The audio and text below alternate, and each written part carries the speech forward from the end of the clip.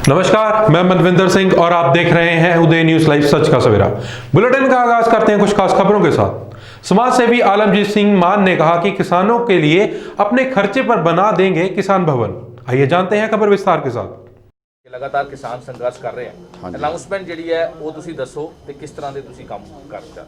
मैं देखो जी, मैं अपने किसान वीरां वास्ते जीरकपुर दे विच मैं 1000 मिनीमम जगह दूंगा।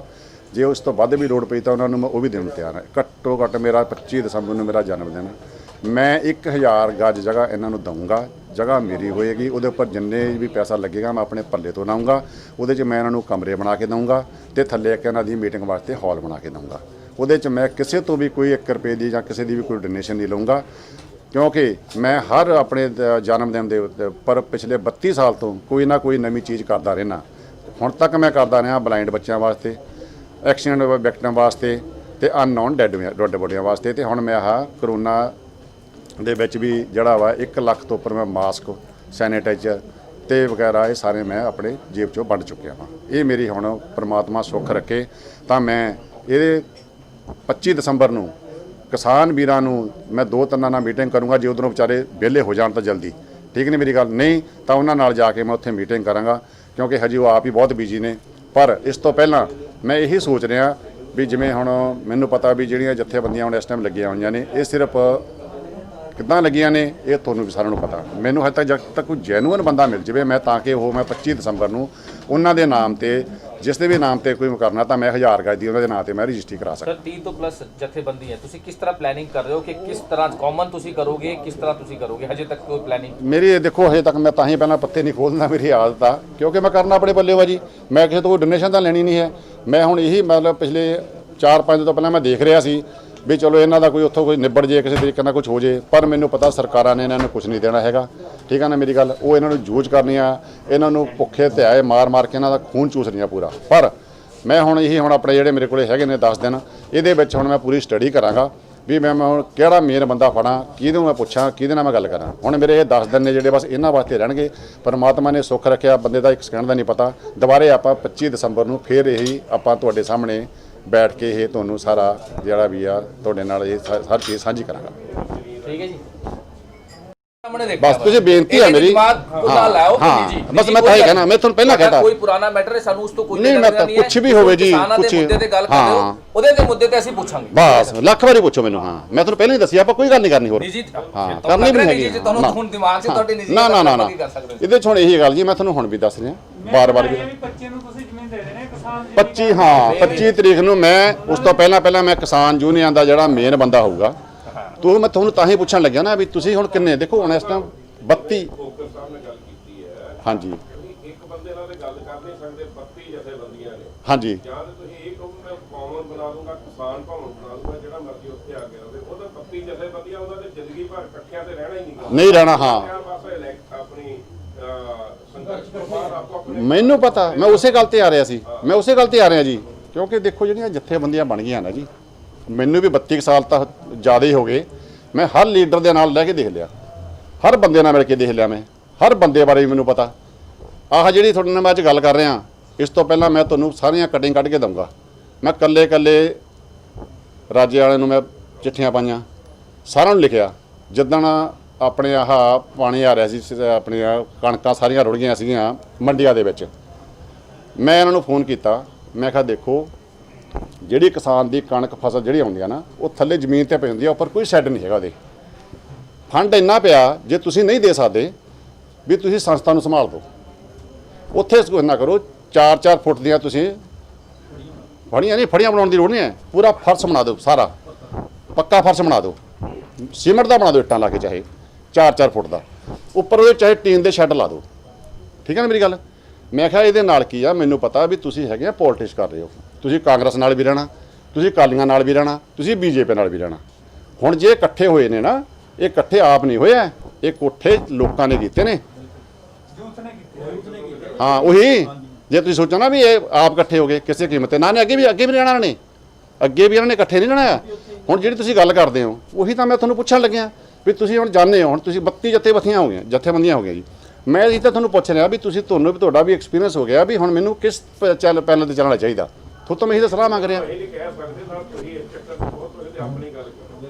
ਸਰ ਤੁਸੀਂ ਆਪਣੇ ਹਿਸਾਬ ਨਾਲ ਕਰੋ ਨਾ, ਜਿਹੜਾ ਤੁਸੀਂ ਜਿਸ ਤਰ੍ਹਾਂ ਤੁਸੀਂ ਬਣਾ ਰਹੇ ਹੋ ਹਾਂ। ਕਾਮਨ ਤੁਸੀਂ ਬਣਾ ਚਲੋ ਆਪਾਂ ਐਂ ਕਰਦੇ ਆ, ਮੈਂ ਦੱਸ ਰਿਹਾ ਜੀ, ਚਲੋ ਠੀਕ ਆ, ਕੋਈ ਗੱਲ ਨਹੀਂ, ਮੈਂ ਇਹ ਕਰਦਾ, ਮੈਂ ਕੁਝ ਐਸੇ ਮੋਹਤਬਰ ਬੰਦੇ ਨਾਲ ਲਾਉਂਗਾ ਆਪਣੇ, ਜਿਵੇਂ ਮੈਂ ਅੱਜ ਤੋਂ 20 ਸਾਲ ਪਹਿਲਾਂ ਇੱਕ ਸੰਸਥਾ ਬਣਾਉਣ ਲੱਗਿਆ ਸੀ, ਮਿਲਿਆ ਤਾਂ ਮੈਨੂੰ ਕੋਈ ਨਹੀਂ ਸੀਗਾ ਉਦੋਂ ਵੀ, ਮੈਂ ਬਣਾਈ ਹੋਈ ਨਹੀਂ ਸੀ ਉਹ।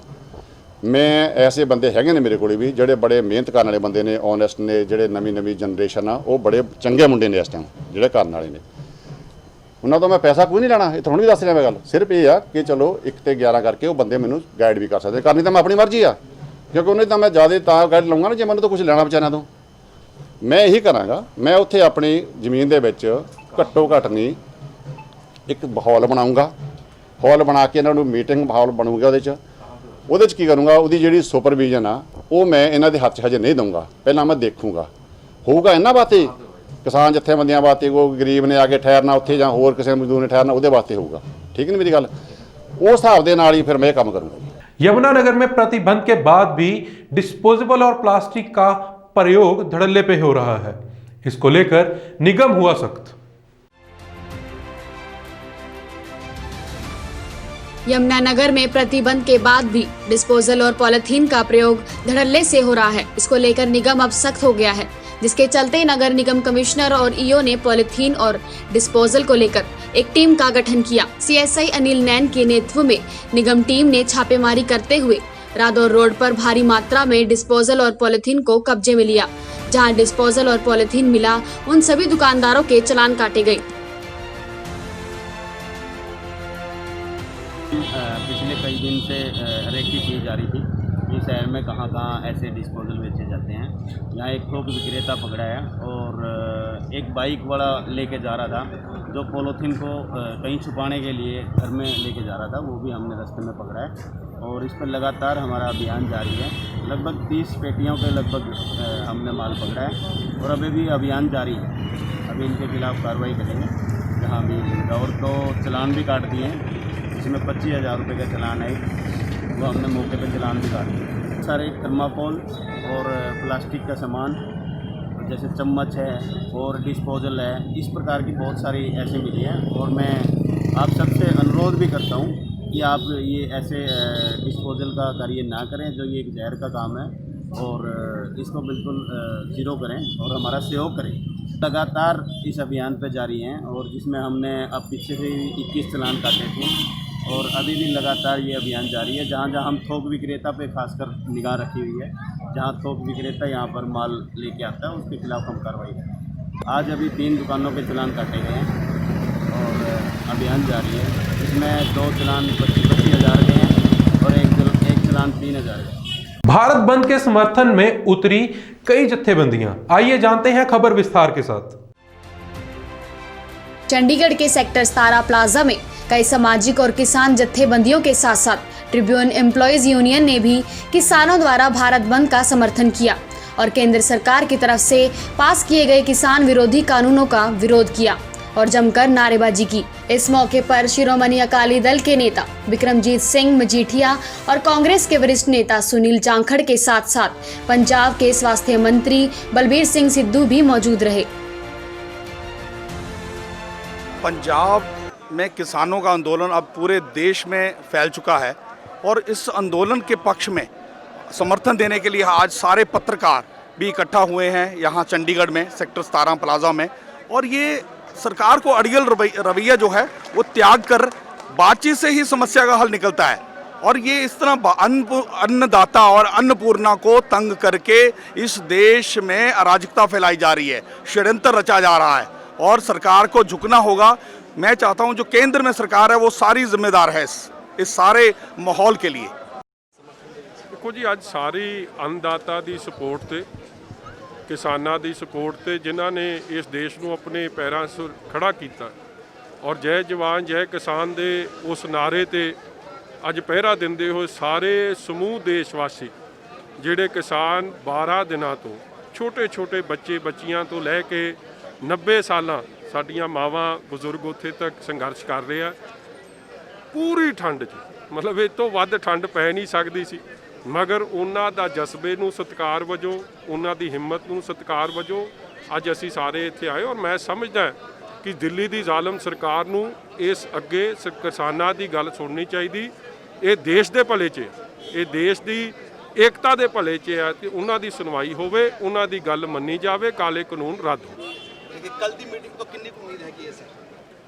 ਦੇਖੋ ਮੈਨੂੰ ਉਮੀਦ ਕੀ ਹੈ ਕਿ ਨਹੀਂ, ਜੇ ਸਰਕਾਰ ਨੂੰ 12 ਦਿਨ 'ਚ ਠੰਡ 'ਚ ਆਪਦੇ ਲੋਕਾਂ ਨੂੰ ਬਿਠਾ ਕੇ ਸਮਝ ਨਹੀਂ ਆ ਰਹੀ, ਜੇ ਸਰਕਾਰ ਇੰਨੀ ਇੱਕ ਕਿਸਮ ਦੀ ਬੌਲੀ ਹੋ ਗਈ ਹੋਵੇ ਜਿਨ੍ਹਾਂ ਨੂੰ ਆਪਣਿਆਂ ਦਾ ਦਰਦ नहीं महसूस हो रहा, उन्होंने तो आस मेरी कोई नहीं। देखिए, मेरा मानना है कि आज किसानों के मसले को हल होने में सरकार का अहंकार बीच में एक बैरियर के तौर पे, एक अड़चन के तौर पे खड़ा है। और जिस तरह सारे देश का लॉकडाउन पहले 26 मार्च को अनाउंस किया गया था, वो एक वायरस के खिलाफ था, कोरोना के खिलाफ। आज देश के अंदर एक दूसरा वायरस जो कि कोरोना से भी ज़्यादा गंभीर है, लोकतंत्र के अंदर अहंकार का होना किसी वायरस से कम नहीं है।